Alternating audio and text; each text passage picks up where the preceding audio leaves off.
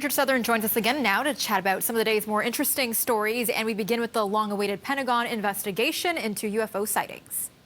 Yeah, this is hugely significant. We've been waiting for this for a while. The report has just come out, Melissa. This is the unclassified version. There is a classified version, okay? And this report was commissioned because of these videos. These are videos that have been shot over the past 10 years by U.S. military personnel, showing flashing triangles, showing circular objects that move in ways we can't explain. Like they go into the water. They drop from 80,000 feet down to ocean level in a second. They disappear.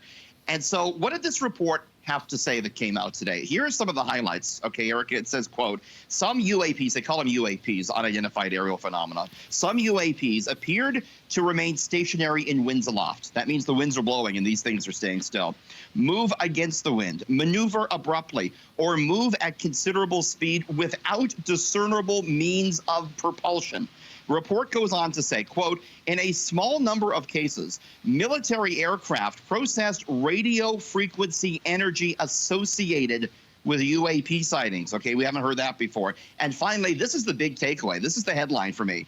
UAPs, and this is the U.S. government saying this, UAPs clearly pose a safety of flight issue and may pose a challenge to U.S. national security. Now, Erica, this report didn't draw any conclusions. They said it's possible it's a foreign adversary, although it said they don't have any evidence to show that anyone has made that technological leap. They didn't say this was alien. They didn't say it wasn't alien. They called for more investigation, for better sensors on U.S. military aircraft to look at these things. And also of note, they said, let's break down the stigma. We want U.S. military pilots and civilian pilots to report these incidents, to take these incidents seriously. So the bottom line here is the U.S. government says UFOs are real, that they don't think it's another government, but they don't know what it is. To me, that is hugely significant, Erica.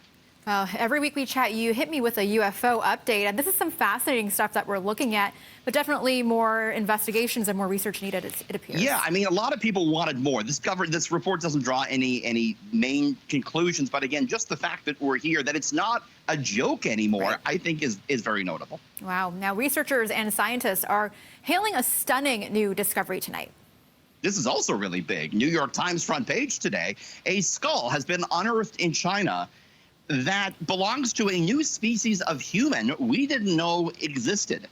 Now, this skull was found in 1933 by a Chinese laborer building a railway. He kept it and turned it over to his family in 2018. Researchers think that's what this person, if you will, would look like. This replaces Neanderthal as our closest relative. Okay, so this is a near complete male skull found, and it dates to 146,000 years old, has a large brain, a short face, and it went extinct, basically. Didn't lead to Homo sapien, what we are today. It went extinct. And researchers, Erica, say the discovery has the potential to rewrite the story of how humans came to be. Wow. Have I blown your mind now here on a Friday? I feel like I have so much reading and research to do now with all of this crazy stuff you're hitting me with, Richard. My goodness. New humans, UFOs. I'm going to need a Friday drink after this, I think, seriously, to reevaluate what's going on in this world. Okay.